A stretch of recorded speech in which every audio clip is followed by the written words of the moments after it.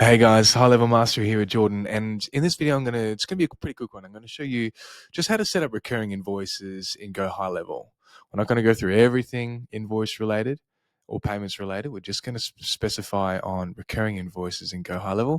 So let's get straight into it. So we're in the payment section and we're in invoices here. Now, obviously, you're gonna want to have your Stripe set up or whatever payment gateway you have set up. There's a couple of things in Australia you want to think about that's different to the rest of the world. Obviously we have GST. So we go new and then new recurring invoice. Select a customer here, whoever it is. Actually, I might just do a test one real quick. What do we got here? I've got a test one of myself. Beautiful. Alrighty, cool. And I'm going to add the product. I'm going to create a product for the purpose of this. 1 second. GHL. I'm going to do service or digital good. Yeah, service. Price name. Let's put that the same. And we're going to go on at 150. Tax category. Often this is a little bit irrelevant. All right, let's save this. Save for later use if you want as well. You can go ahead and add tax. If you want to add tax GST wise, you'll need to go into the settings and then add a tax category. Likewise with if you got Stripe hooked up, which is what you're going to want to do, which I haven't done in this account, you're going to want to add potentially a Stripe charge as well. I'll show you that just after I go through this. I'll send this through.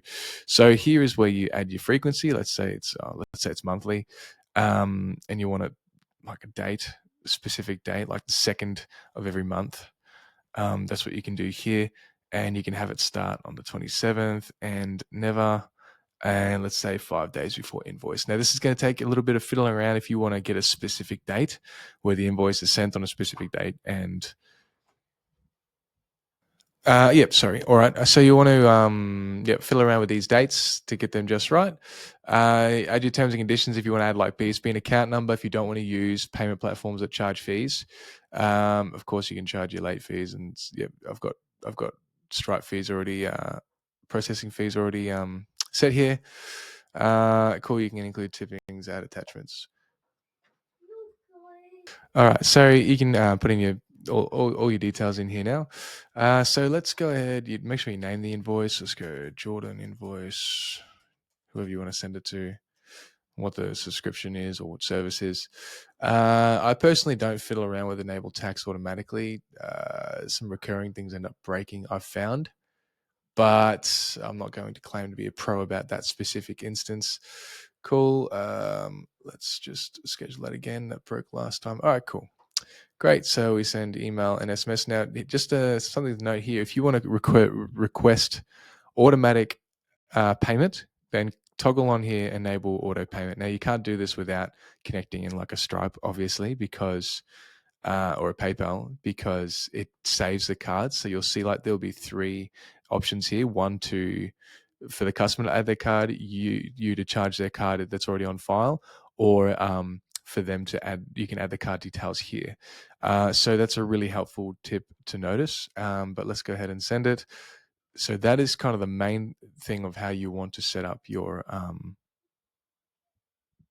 invoice. Now, before you go and do that, and I probably should have done this first, you're going to want to make sure you go to invoice and settings so that you classify your invoices as tax invoice.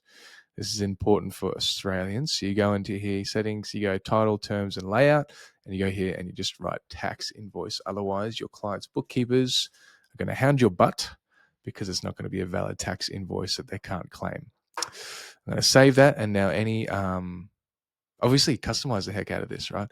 But any just play around with these settings here.